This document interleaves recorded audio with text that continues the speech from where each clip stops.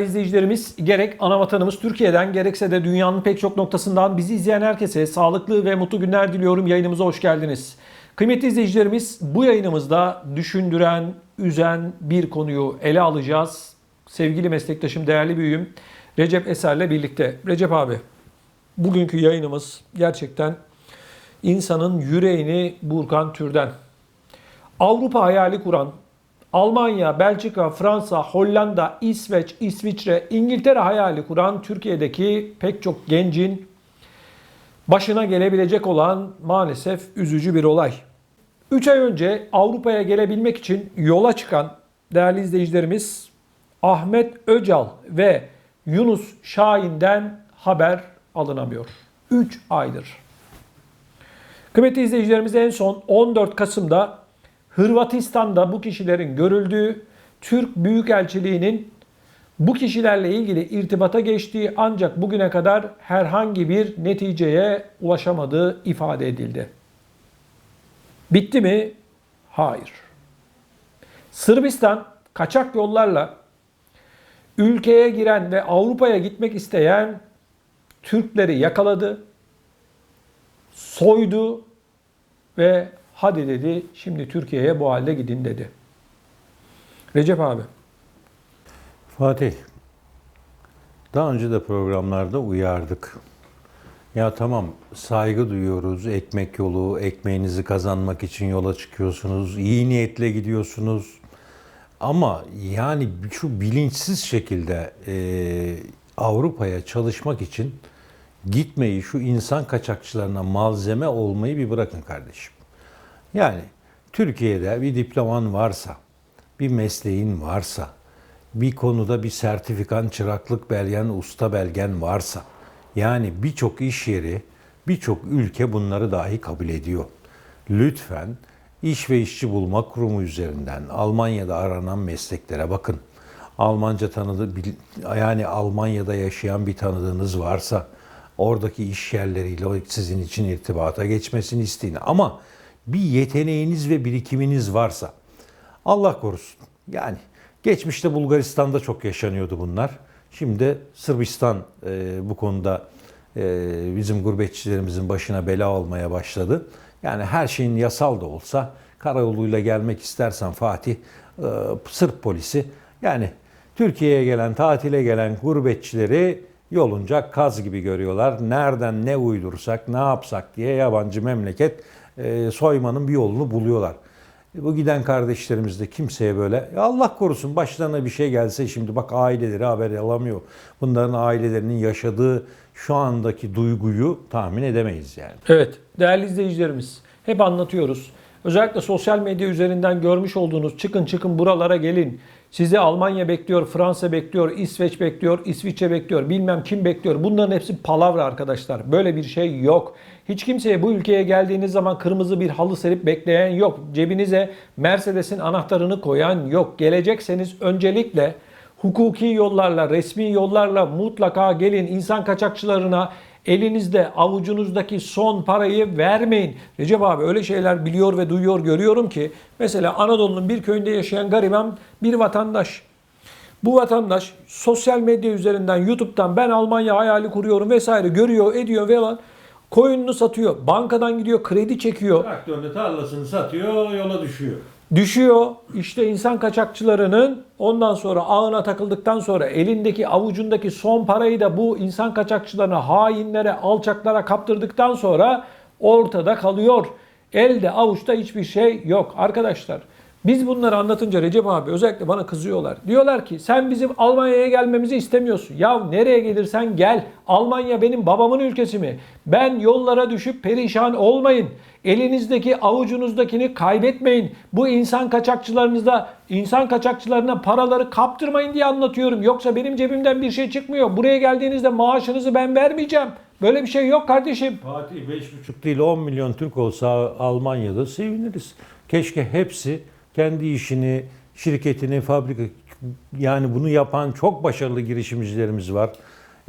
Almanya'da eğitim alıp çok iyi yere gelmiş olan kardeşlerimiz gurur duyarız Fatih. Keşke 10 milyon, keşke bütün Avrupa Türk toplumu olsa yani. Niye istemeyelim bunu? Niye istemeyelim? Ama biz diyoruz ki öyle YouTube'da izlediğiniz videolardaki işte şöyle böyle falan böyle bir hayat yok kardeşim. Özellikle de bu son 5 yıl içerisinde Avrupa'da insanların hayatları ekonomik olarak daha da geriye gitti. Anlatıyoruz. Bir dil biliyorsan, bir meslekte uzmansan, bak yeri gelmişken Recep abi Almanya'nın en çok ihtiyacı olan meslekleri izninle hemen anlatmak istiyorum. Bak Almanya kimleri arıyor?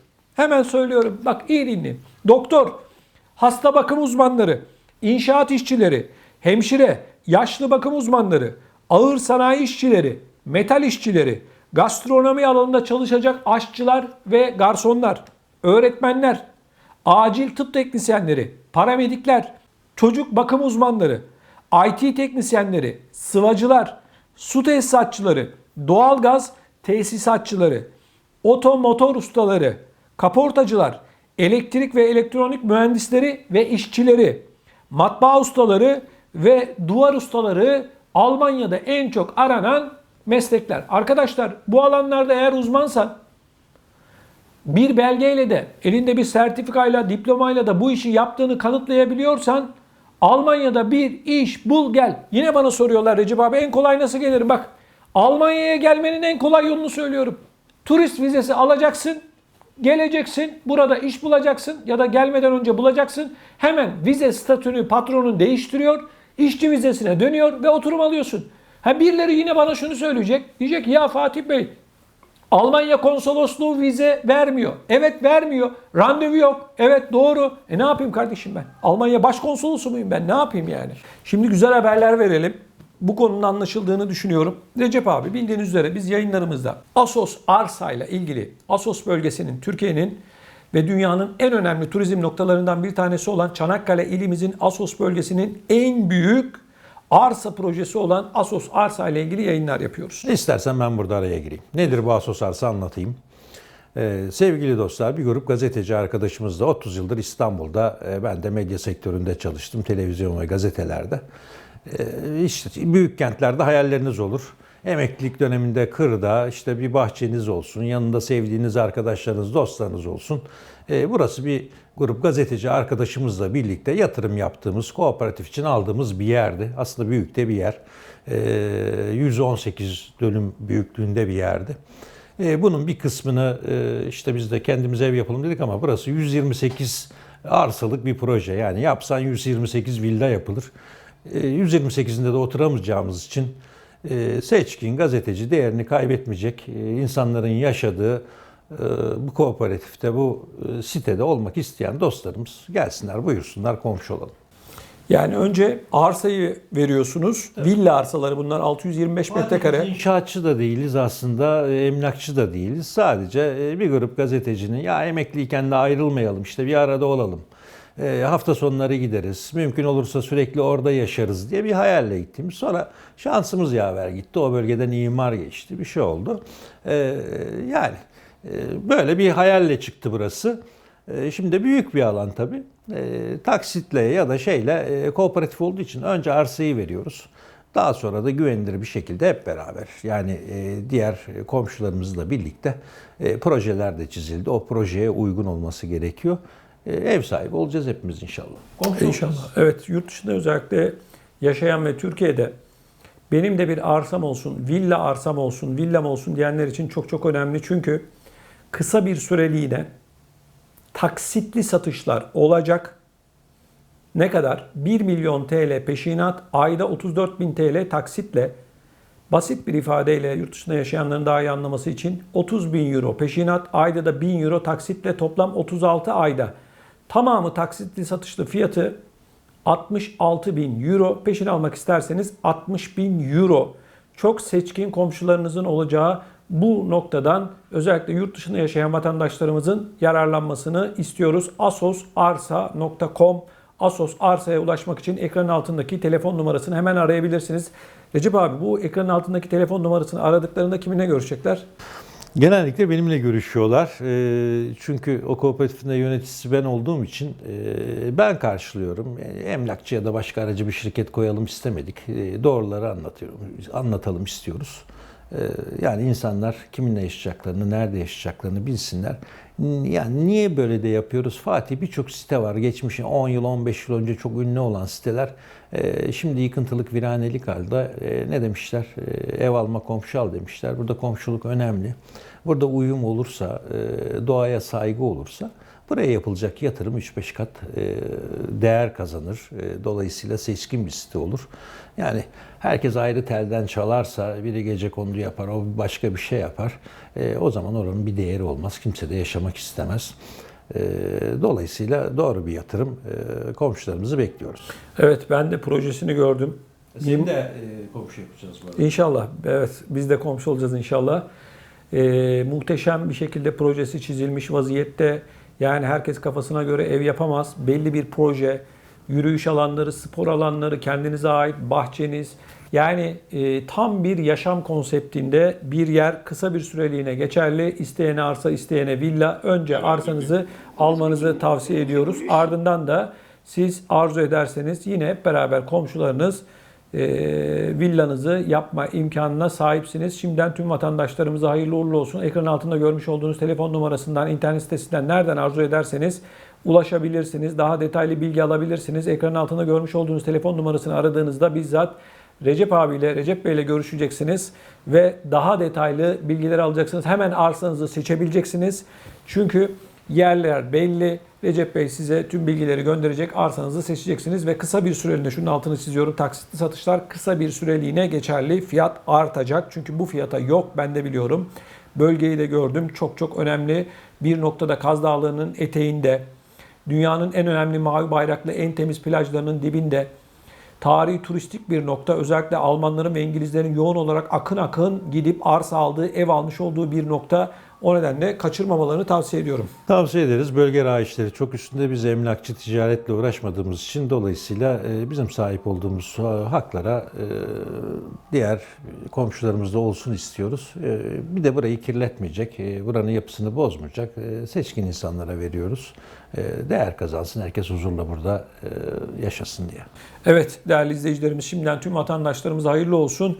Şimdi iki tane çok çok önemli müjde vereceğim. Eğer siz de yurt dışında yaşıyorsanız bu dakikadan sonra anlatacaklarım da çok çok önemli. Recep abi teşekkür ederim. Ben teşekkür ederim. Hemen anlatıyorum. Geçmişte Türkiye'de herhangi bir şekilde sigorta girişiniz olmasa dahi Türkiye'de emekli olabilir, emekli maaşınızı alabilirsiniz.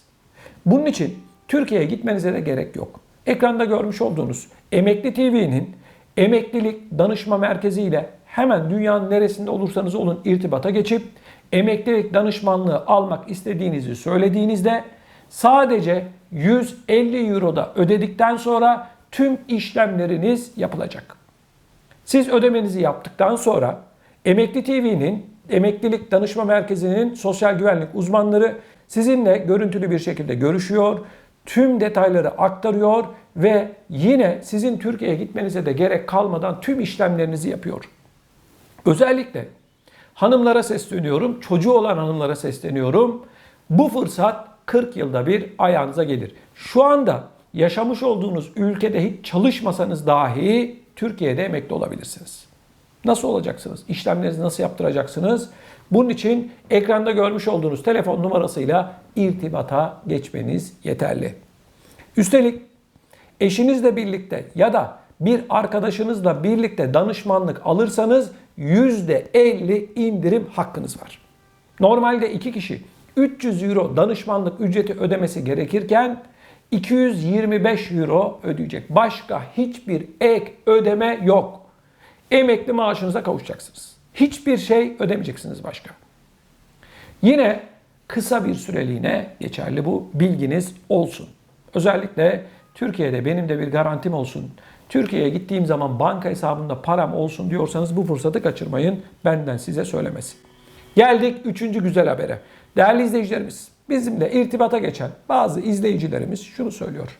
Biz saç ektirmek istiyoruz ama güvenli bir yer arıyoruz diyorlar. Arkadaşlar, bizim kanalımızın izleyicilerine özel Kendisinde değişiklik yapmak isteyen, saç ektirmek isteyen vatandaşlarımızla ilgili güzel bir haber vereceğim. Nerede yaşıyor olursanız olun, şu anda ekranda görmüş olduğunuz Sagrada Saç Ekim Merkezi ile irtibata geçtiğiniz zaman ve beni izlediğinizi söylediğiniz zaman ücretsiz muayene hakkı elde ediyorsunuz. Dünyanın neresinde olursanız olun, uzmanlar sizi görüntülü bir şekilde arıyor, onlarla görüşüyorsunuz, saçınıza bakıyorlar, yapılması gerekenleri size detaylı bir şekilde anlatıyorlar. Ve siz Türkiye'ye gittiğinizde de işlemlerinizi yaptırıyorsunuz. Sizin konaklamanızdan, havalimanından, alınmanızdan vesaire de her şeyi Türkiye'nin en güvenilir saç ekim merkezlerinden bir tanesi olan Sagrada yapıyor. Siz hiçbir şeyle uğraşmıyorsunuz. Ve işlemlerinizi yaptırdıktan sonra yaşamış olduğunuz ülkeye dönüyorsunuz. Üstelik garantili, garanti belgesi alıyorsunuz. Evet, garantili. Kesinlikle güvenebilirsiniz. Garanti belgeniz olacak yapılan işlemle ilgili. Peki bitti mi? Hayır. Yine bizim izleyicilerimize %10 indirim var. Beni izlediğinizi söylediğinizde %10 indirim hakkı da kazanıyorsunuz. Bedava muayene ve %10 da indirim. Şimdiden tüm vatandaşlarımıza hayırlı uğurlu olsun. Kıymetli izleyicilerimiz, bu yayınımızda bana ayrılan sürenin sonuna geldik. Gerek ana vatanımız Türkiye'mizden, gerekse de dünyanın pek çok noktasından beni izleyen herkese sağlıklı ve güzel günler diliyorum. Sevdiklerinizle birlikte hep mutlu olun. Hoşça kalın.